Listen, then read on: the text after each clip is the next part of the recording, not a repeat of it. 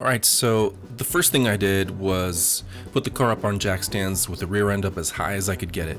Now, in order to pull out the gears from the final drive assembly, I'm going to have to pull out the axles. But before I can do that, I'm going to have to remove everything that's in the way, so basically the wheels and the brakes. Once the wheels are off, I can start with the ABS speed sensor. It should be simple enough to take off. It's just a 1/4-inch bolt. It should come off with no trouble whatsoever. Now I just have to set it aside so that it doesn't get damaged when I move the axle back and forth. The next thing that needs to come off is the brake caliper, which is held in place by 2 bolts which attach to the brake caliper bracket. Once I get them off, the brake caliper should come right off, along with the brake pads.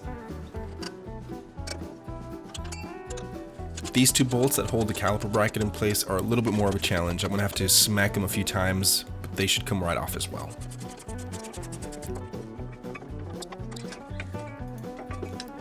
And now that I got the caliper bracket off, I can take the rotor off. Of course, making sure to keep everything organized and in its place. And once I got the wheels and brakes off for both sides, it's time for the drive shaft. So starting with the transmission and park, I loosened up 2 of the 4 bolts that hold the drive shaft in place. Then to take the other 2 bolts off, I'm going to have to turn the drive shaft about 180 degrees, of course with the transmission in neutral this time. Once these other 2 bolts are loose, I can take them off, but before taking them off completely, I just need to make sure I mark the pinion flange and drive shaft. That way I can make sure to put everything back together again in the same spot. Otherwise, it could throw off the balance, and that could cause some problems on down the road. So now with the 4 bolts off, I have 2 options. I can just push the drive shaft over to the side, or I can pull it out completely. And I think I'm just going to go with the latter. This is going to take me a little bit, so I'm just going to get this thing out of here. Now to access the gears, I'm going to have to take off the differential cover. It's just 10 bolts holding it in place. I'm just going to leave the top one on for a little bit. Just kind of loose while it drains. Okay, now I can take it off and access what's inside. So the first thing that's going to come out is the cross pin, which is held in place by just a single small bolt. I think it's 8mm. Once we get it out, now I can pull out the cross pin, and to do that I just had to push it in from one side and then pull it out from the other. Just like that.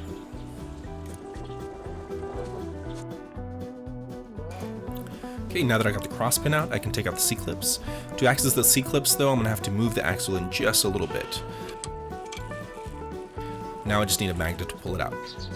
Once I got both of the C-clips out, the axle slid right on out. Now I loosened up the 4 bolts that hold the bearing caps in place, but without taking them off completely. That way when I pull out the differential carrier, it won't just fall out. Also, first I need to mark the bearing caps, paying attention to which way the arrow points. Each bearing cap is machined specifically for a particular side, so I need to make sure they match up when I put them back together again. So I tried pulling this thing out by hand, and it didn't budge. I don't want to pry it out though, I don't want to damage anything, so I'm just going to put a strap on it and then pull it out using a C-clamp. It looks like this scrap piece of wood that I picked though was a little bit too skinny. This thing just keeps on falling off. Let me figure out a way to keep this thing from falling. Alright, there we go. I'll just put a couple of clamps on there. That should keep it from slipping. So now that the carrier popped out, I'm going to take out the bearing cap so that I can pull it out the rest of the way. It should come right out now. Or not. Ah, there we go. Alright, so now that I got the carrier out, I can take a look at the carrier bearings and races. And it looks like the carrier bearings were causing the howling sound that was coming from the back of the car. Yeah, it looks like they were both pretty worn out. As you can see right here, both of the races are severely pitted. Now I get to pull out the pinion gear. For that I'm going to have to take out the pinion nut first, but if I try moving the pinion nut, it's just going to rotate the entire thing. So I'm going to have to keep it in place somehow. So I'm going to use this flange holding tool here and a breaker bar. That should keep it steady while I hammer out the nut with an impact wrench. Alright, now I need to pull off the pinion flange. I'm going to do it with this 2-jaw puller here. The idea here is that the puller's forcing screw is going to push against the pinion gear while the jaws hold onto the flange. Ah, shoot, this thing just went sideways on me. You know what, maybe I'll just use a 3-jaw puller. I think it'll be easier. Ah, there we go. That's what's supposed to happen. It's supposed to come right on out like that. Now I can pull out the actual pinion gear. Ah, there it is. Now I need to take off the oil seal so I can take out the bearing that's still hiding in there. You could use a claw hammer if you really wanted to, but this seal puller is very inexpensive, so why not just use the right tool? Now I'm going to pull out the axle bearings. The old axle bearings seem fine, but I figure, if I'm going to be changing all the bearings in the differential anyways, I might as well just swap these out too, especially now that I have the axles out. This 2-jaw puller that came with my slide hammer, though, doesn't seem to be doing the trick. It just ripped right through it. Alright, let me try the other side. No, it just went right through. What if maybe I cut it out? I just have to be super duper careful not to damage the axle housing. You know what, no. Before I resort to this, I'm going to try using an actual axle bearing remover. I was using the 2-jaw puller to avoid having to spend the $30 for the axle bearing puller, but the heck with it. I'm just going to have to suck it up and get one. Yeah, so as you can see here, the 2-jaw puller attachment that I was using earlier wasn't providing a whole lot of surface area for grabbing onto the bearing. And it looks like it's mostly just grabbing onto the rollers instead of the outer bearing race like it should be. And now look, this is how the axle bearing puller sits by comparison, so hopefully this should work a lot better.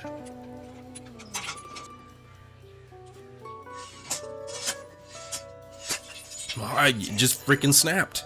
I'm starting to wish I would have left those axle bearings alone. After taking a closer look at the axle bearing puller, it looks like it's a tiny bit larger than the bearings, so it must have gotten jammed inside of the axle housing. So after popping out the old pin, or what was left of it, I replaced it with a good strong bolt, just like that. Of course now it doesn't fit through the bearing, so I guess now I have to grind that down too a little bit. Alright, there we go. Now I'm going to ground down the side so it won't get jammed up inside of the axle housing anymore. Alright, I'm going to try it again. Hopefully this time it works. I'm just going to put a few weights on here so I don't have to pound on it like a million times like last time. Well, it didn't break this time, but it came out way too easily. So I'm going to take a look at this thing, see what's going on. Let's see. Alright. Yeah, I probably should have checked this before I finished grinding it down. It's still too big. Alright, so I ground it down a little bit more, and now I'm going to try it one more time. It likes to come loose sometimes.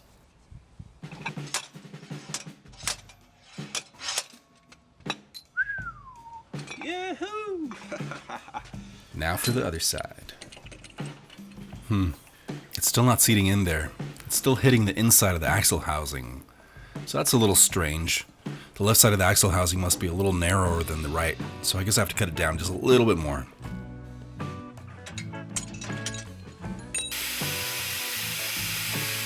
Alright, I'm going to give it one more try here. Hopefully this time it works. There we go. It's coming out.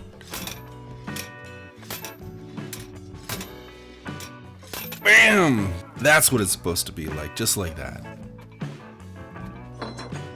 Now that everything's out of the car, I can take the gears out to the back of the house and pull out the bearings, starting with the inner pinion bearing. For this though, I'm going to have to use a bearing separator. Putting it on is pretty straightforward, and what this is going to do is it's going to hold on to the bearing as I push the gear out with the press. Just like this. Bam, there it is. Bearing came right out. And as you can see, there's a shim right on the bottom here. This is the pinion position shim, and I need to hang on to it so I can reuse it later. Now I'm going to take off the carrier bearings. The 3-jaw puller worked pretty well for me last time, so I'm going to try that again. Yeah, no, this is not going to happen. As you can see right here, this puller is just way too small. It's only grabbing onto the bearing cage and just kind of bending it, but without actually moving the bearing itself. So what I'm going to do is I'm going to cut off the bearing cage with an angle grinder. Then I'll try taking it off again with the puller. This time though, I'm going to try taking this thing off with the 2-jaw puller. Only this time with a socket at the end of the forcing screw. Hopefully this will keep it from twisting to the side like it did last time.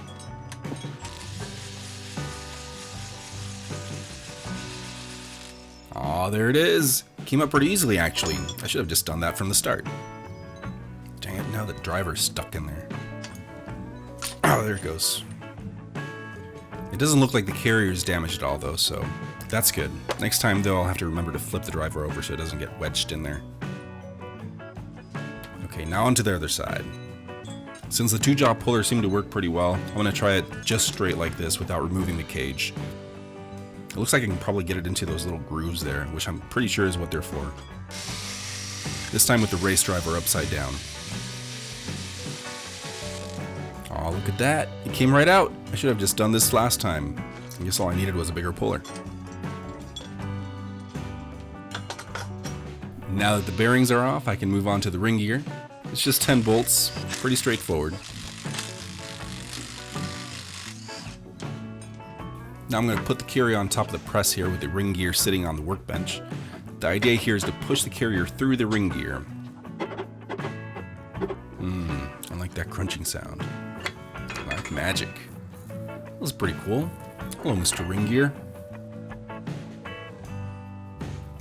Alrighty, everything has been taken apart, so I guess this is the halfway point. Now I just need to put everything back together again. I'll start with the pinion gear. All I have to do is put the old shim in its place again, followed by the inner bearing.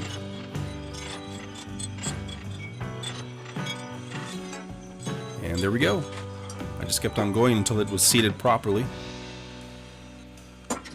Okay, now for the carrier bearings. I'm going to start by pushing the bearing onto the carrier by sandwiching them together in the hydraulic press. So far, so good. It looks like the bearing didn't seat properly. The plate that I used to push against the bearing reached the carrier before the bearing was completely seated. So now there's this gap right here. So I'm going to have to push it in some other way.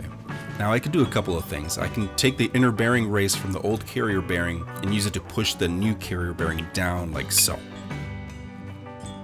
This would be perfect, especially since they're exactly the same size. Or I can do it the hard way and try some other object like these press plates and push the new bearing up against them. So of course I've decided to do it the hard way. It's just a little trickier because I need to make sure the plates are exactly in the right spot. Okay, just like that. Perfect. Now for the other side, the hard way once again, of course.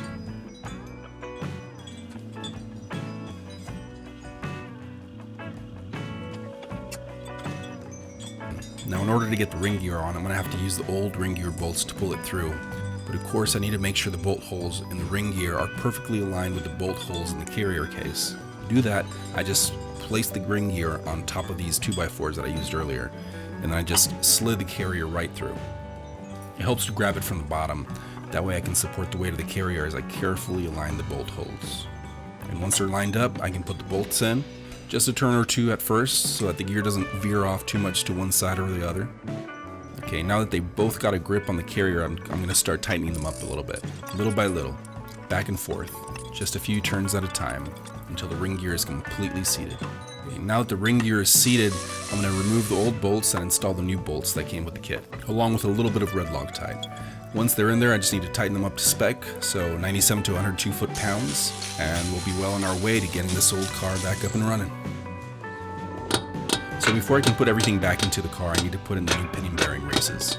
To take out the old ones, I basically just have to smack them a bunch of times with a hammer. Thankfully, they put little notches in the differential case right here, so I have a good spot to put my punch. And there they go! To get the new ones on, I just have to hammer them in with a bearing race driver, making sure to get it in as straight as possible. Okay, this thing isn't moving. Let me try the other bearing race. Maybe I'll have better luck with that one. Yeah, no, this thing isn't moving. I'm gonna have to try a different method. Okay, so I went to the hardware store and I got myself this nice long bolt. So now I should be able to get the two races in by compressing them between the two race drivers. At least that's the idea. We'll see if it actually works. And if it doesn't work, then I guess I'm just going to have to go back to pounding on it with a hammer.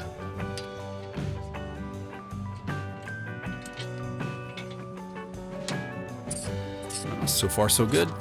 Once I tighten them up a little bit more, I'm just going to go at it with an impact wrench. And it stopped moving, so let me check and see how the racers are doing. Oh, looks like they're in all the way now. I can't feel any gap between the races and the housing, so looks good. Now I can put in the new pinion gear. There's no one around to hold the pinion gear for me, so I'm just going to use these 2x4s to keep the gear in place while I put the rest of the stuff on the other side. Alright, there we go. Now in goes the crush sleeve, followed by the bearing and the oil slinger, and finally the oil seal. And once that seal is seated properly, I'm going to put in the flange and the flange holding tool, which, as you can see, I already put together. I just need to wiggle it back and forth a little bit until I can feel those splines engage. Now in goes the pinion nut. And now for the hardest part of this entire procedure, which is tightening it up to spec. The truth is, this is actually my second attempt at doing this. The first time I did it, I used my impact wrench to tighten it up, but I got it on there way too tight. The pinion gear wouldn't even rotate after I was done with it. So since I ruined that crush sleeve, I had to pull the flange back off and put in a new crush sleeve. So yes, I learned my lesson. This time I'm going to follow Ford's instructions and avoid using power tools on this nut. And never mind. This is going to take forever. Let me grab the impact wrench. I'll just put it on the low setting. Hopefully it'll be fine. I'll just be super careful. Or maybe the medium setting. Okay, it's starting to slow down, which means the flange and the outer bearing are starting to push up against the crush sleeve, so I'll have to do the rest by hand using a breaker bar. Alright, yeah, I can't do this. Yeah, in retrospect, I could have just used a jack to push up against the breaker bar, which is what I did on my 5th attempt. But at this point, I'm just going to give up trying to do this from underneath the car, and I'm going to pull out the entire axle housing instead. That way I have a little bit more room to get some leverage on that pinion nut. So yeah, that'll be fun. Okay, so before I take the axle housing out, I have to move everything that's in the way. So starting with the emergency brake cables that are attached to the calipers. Cool, those came out pretty easily. I'm also going to take off the brake dust shields. They're not really in the way, but they come off real easy, so it's nice to have one less thing to maneuver around. Now I can tell right now that it's going to be a real pain in the butt to try to get the axle housing up and over the stabilizer bar, so I'm just going to take out the bar. It's attached to the lower suspension arms by 2 bolts on each side. To reach this one, I'm going to have to move the cable for the ABS speed sensor. Okay, the next thing I need to do is detach the shock absorber and the axle damper from the axle housing. I'll start with the axle damper.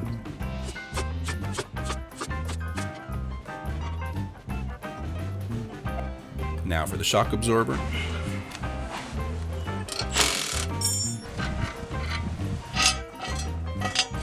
Now that I've detached the axle dampers and shock absorbers from both sides, I'm going to remove the bolts that attach the axle housing to the lower suspension arms.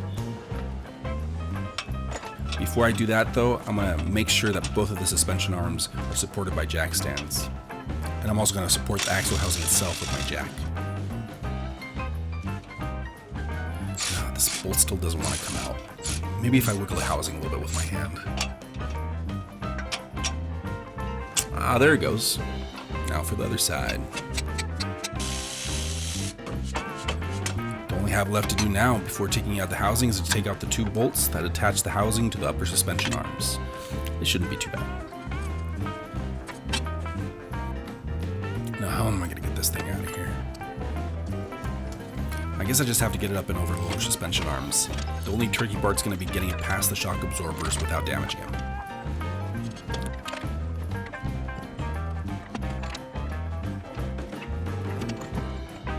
That wasn't too bad. Oh yeah, this is going to make things much easier. Look at that. It's still way too loose. It shouldn't be moving in and out like that. So the goal here is to remove the slack by making sure the bearings are firmly seated against their races, with just enough tension to give the gear a small amount of drag as it turns. In other words, the pinion bearing preload should be set between 16 to 29 inch-pounds. So yeah, that's our goal. Alright, let's check and see how we're doing. Shoot, this thing feels way too tight already. Let me make sure. Yeah, it's like 60 inch-pounds. Way over. Alright, I should have checked my preload more often. Maybe 3rd time's a charm. Before I try the skin though, I'm going to have to put in a new crush sleeve since I ruined this one. So if I put the puller jaws on these bolts right here, I should be able to push out the pinion gear. No, this isn't going to work. The puller isn't centered over the pinion gear. Okay, what if I do this? Oh, there we go. That's going to work. You know what, before I put the pinion gear back in though, I'm going to clean this housing up a little bit. It looks like I didn't do a very good job of that earlier. Alright, let's do this one more time, but with a new crush sleeve. I'm also going to put a little bit of grease on the splines here. I was feeling a lot of friction when I was going in last time.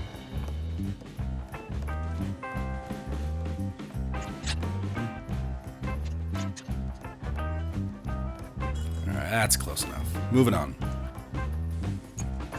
Now I'm going to put in the differential carrier. You know what? I'm really glad I took out the axle housing. Trying to do this underneath the car would have been a real pain in the butt. Now for the shims, making sure the left one goes on the left side and the right one goes on the right. I'm starting off with the original factory shims here. Hopefully I don't have to make any adjustments. We'll see how it goes. Okay, I think they're seated. Now I can put on the bearing caps, making sure again that they're on the side that they're supposed to be on and what the arrow is pointing out. Now that I got the gears back on there, I'm going to check the ring gear backlash. In other words, the size of the space between the ring gear teeth and the pinion gear teeth. It's supposed to be between 8 thousandths of an inch and 12 thousandths of an inch. And it looks like we're at 22 thousandths of an inch. So I guess I'm going to have to make some adjustments. And after taking a look at the installation instructions, it looks like what I need to do is move the ring gear a little closer to the pinion gear by changing the size of the carrier shims. The instructions even have a handy little chart that indicates exactly how much of a change to make. So it looks like if I need to reduce the backlash by 14 thousandths of an inch and 10 thousandths of an inch, which is what I have to do, I'm going to have to change the size of the shims by about 0.406 millimeters. So I measured the original shims, and the left one came out to 6.70 millimeters and the right one came out to 6.90. So in order to move the carrier to the right, the left one should be changed to something around 7.11 millimeters and the right one should be about 6.49. Okay, here we go again. You know what though? I feel like this carrier was on here a little bit too tight. It could be why the carrier bearings went out on me in the first place. So what I did is I reduced the size of both of these adjustable shims that I'm putting in right now. I don't remember exactly to what, but it doesn't really matter. I'm going to check everything right now anyways, and if it's off, I'll just take everything out again and try again. Alright, let's see how it looks. There we go. 12 thousandths of an inch. That's just barely within spec, but it's within spec, so I think we're good. I'm not going to pull this thing out again. Now I can torque down the bearing caps to spec, so 90 to 100 foot-pounds. Oh wait, I almost forgot. I should check the tooth contact pattern. I might have to make some further adjustments.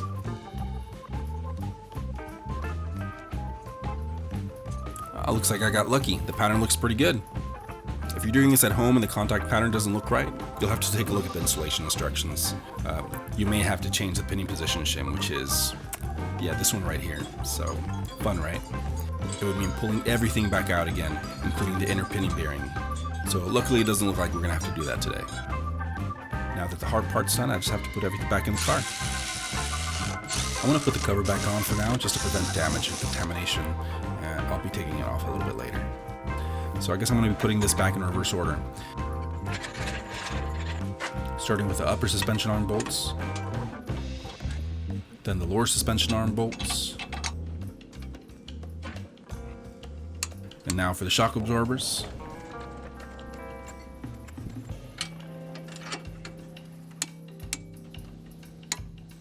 Alright, so before I put the axle damper back on, I need to make sure the brake line is sitting underneath it. Otherwise, the brake caliper won't be able to be positioned where it needs to go. Now I'm going to drive in the new axle bearings and the seals, making sure they go in nice and straight. Of course, that's easier said than done, apparently. And I guess the emergency brake line is up next, followed by the brake dust shield.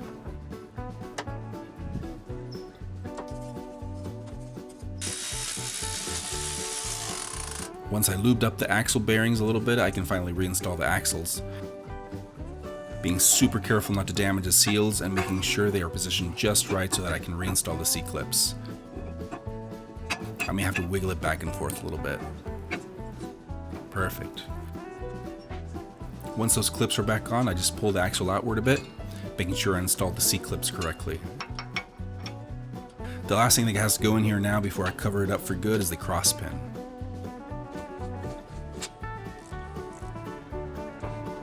Oh, and by the way, I'm using a reusable gasket here on the cover. It makes it pretty easy. That way I don't have to deal with RTV sealant every time I take this thing on and off, which apparently is a lot. The stabilizer bar is up next. It should be easier with two people, but as they say, where there's a will, there's a way. Of course, we can't forget about the ABS speed sensor. I think the next thing I'll put in is the drive shaft because, you know, why not? So when I took the drive shaft off, I put a little plastic bag over the transmission's output shaft just to help prevent contaminants from getting in and transmission fluid from getting out. So now that I removed it, I'm going to slide the drive shaft's slip yoke right over the transmission output shaft, just like that. Easy breezy. Now I can bolt the drive shaft back onto the pinion flange, and the drive shaft will be ready to go. I'm also going to top it off with some fresh gear oil. So now, the only thing left are the brakes and the wheels. But before I bother trying to put on the caliper, I'm going to compress it down just a little bit, just to make it a little easier to slide over the brake pads. I think that's good enough. Rotor's up next. I'm just going to put one of the lug nuts down here at the bottom for now. That way it stays in place as I put the caliper and bracket back on.